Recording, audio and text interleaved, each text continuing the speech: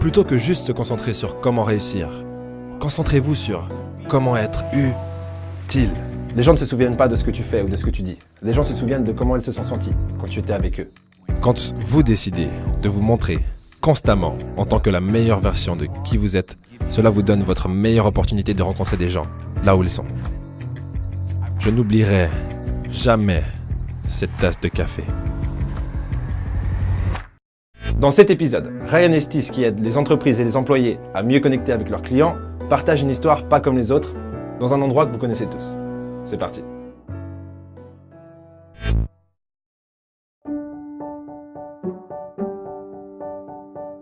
C'est une simple promesse. Les relations précèdent les résultats financiers. C'est pour ça qu'une grande partie de leur focalisation est de mettre leur partenaire dans une position pour réussir, être remarquable constamment. Et je veux vous donner un exemple de ça lorsque ça arrive.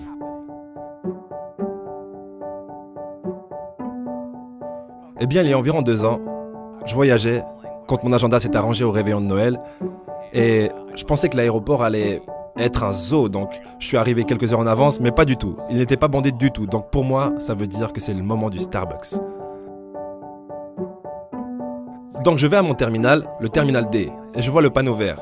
Et quand je voyage ces jours, je porte toujours des écouteurs, vous savez. Donc je me lâche sur du Coldplay.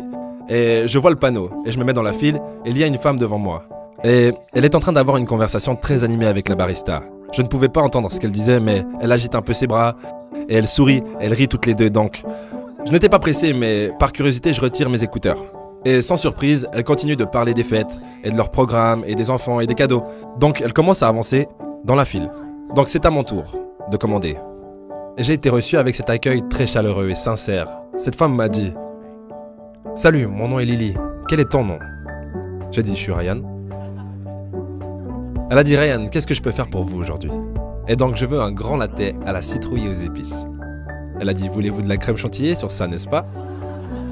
J'ai dit ouais, je veux la crème chantilly. Elle a dit, je te dis ce que je vais faire. Elle a dit, je vais le faire brûlant, chargé de crème chantilly, saupoudré de noix de muscade sur le dessus. C'est comme ça que je l'aime, vous allez adorer. J'ai dit, ça a l'air bien.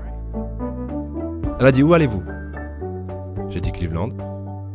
Elle a dit, est-ce que vous retournez à Cleveland pour passer les fêtes avec votre famille? J'ai dit, oui.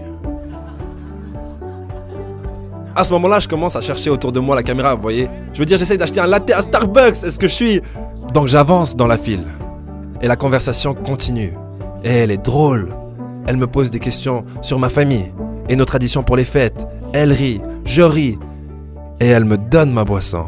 Et elle me dit, Ryan, je te souhaite un bon voyage à Cleveland. Va créer d'extraordinaires souvenirs avec ta famille. Quand tu reviens par l'aéroport de Minneapolis, je veux que tu t'arrêtes ici et que tu me racontes tout.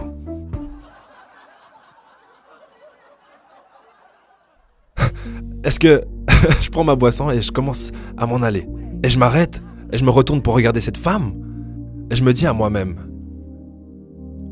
vous savez, c'est le réveillon de Noël. Et la plupart des gens préféreraient être n'importe où d'autre dans le monde que de servir des cafés dans un aéroport. Pas elle. C'était comme si elle était faite pour être là. Et je ne pouvais pas m'en empêcher, je devais y retourner. Donc je l'ai fait. Je suis retourné et j'ai dit, excusez-moi Lily, vous savez, elle saute partout. Ryan, est-ce que tout va bien avec le latte? Une belle position athlétique, citrouille, crème chantilly. J'ai dit non, j'ai dit le latte est parfait. Je devais juste revenir et vous demander, quel est votre secret pour créer une telle connexion significative en servant du café? Eh bien, elle m'a corrigé, elle a dit, Ryan, je ne sers pas du café. J'ai dit, ok, alors qu'est-ce que vous faites? Elle avait pensé à ça. Et ce qu'elle m'a dit, c'était, je verse du bonheur dans la vie des gens. J'ai dit, verser quoi? Genre, qu'est-ce que c'est verser du bonheur? Et sa définition de verser du bonheur. Elle veut être heureuse dans sa vie. Elle veut être entourée de gens heureux. Elle s'intéresse à ses clients. Elle veut qu'ils reviennent. Donc, elle a choisi, même au réveillon de Noël, de sourire, de s'amuser, d'aider les gens, d'être juste heureuse. Plutôt que juste se concentrer sur comment réussir, concentrez-vous sur comment être utile. L'autre chose qu'elle comprend et maîtrise directement est la décision très spécifique et intentionnelle autour de comment elle choisit de se montrer. Même au réveillon de Noël. Vous savez ça, beaucoup de choses arrivent au travail et dans nos vies qui sont au-delà de notre sphère d'influence ou de contrôle. Elle ne contrôle pas la météo à Minneapolis, croyez-moi je vis là-bas. Elle ne contrôle pas ce que Caribou fait au D8. Tout ce qu'elle peut posséder, c'est comment elle choisit de répondre à ces choses.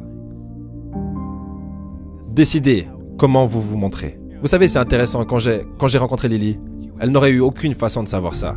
Mais j'avais le cœur plutôt gros et j'étais préoccupé par beaucoup de choses. Mes parents, tous les deux instituteurs à la retraite, mariés depuis 45 ans. Environ 3 mois avant ces fêtes, j'ai eu un appel de maman. On a des nouvelles médicales très difficiles à propos de papa. Et c'était un diagnostic terminal. Et on savait qu'on n'aurait probablement pas beaucoup de temps. Donc j'étais assis dans cet aéroport au réveillon de Noël. Pas au meilleur endroit dans le monde. Je n'oublierai jamais cette tasse de café. Quand vous décidez de vous montrer constamment en tant que la meilleure version de qui vous êtes, cela vous donne votre meilleure opportunité de rencontrer des gens là où ils sont. Et vous ne savez jamais quand quelqu'un a besoin que vous soyez votre meilleur vous.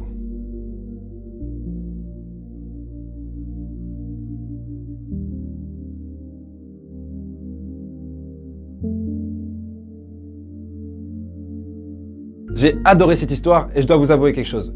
Trop souvent, j'oublie ce principe fondamental qui est que chaque seconde est sacrée. Chaque moment est sacré et chaque personne qui rentre dans votre champ de conscience est sacrée également. Et vous savez jamais qui vous rencontrez, dans quel état est cette personne. Et cette personne ne sait pas dans quel état vous êtes également. Et vous pouvez espérer tout et n'importe quoi du monde qui vous entoure ou vous pouvez donner ce que vous espérez aux autres. Ce que Brian Tracy me disait dans un livre audio, il me disait Sonny, non, sans le Sonny bien sûr, c'était un livre audio, mais les gens ne se souviennent pas de ce que tu fais ou de ce que tu dis. Les gens se souviennent de comment ils se sont sentis quand tu étais avec eux.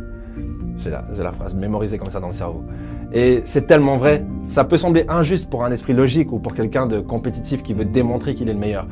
Mais en vérité, les gens s'en foutent de vous jusqu'au moment où ils se sentent bien avec vous. Donc ne l'oubliez pas et moi je vous dis au prochain épisode. Si je peux juste être lucide, si je peux encore tenir sur mes pieds, tu sais quoi? Alors la vie n'est pas si mauvaise.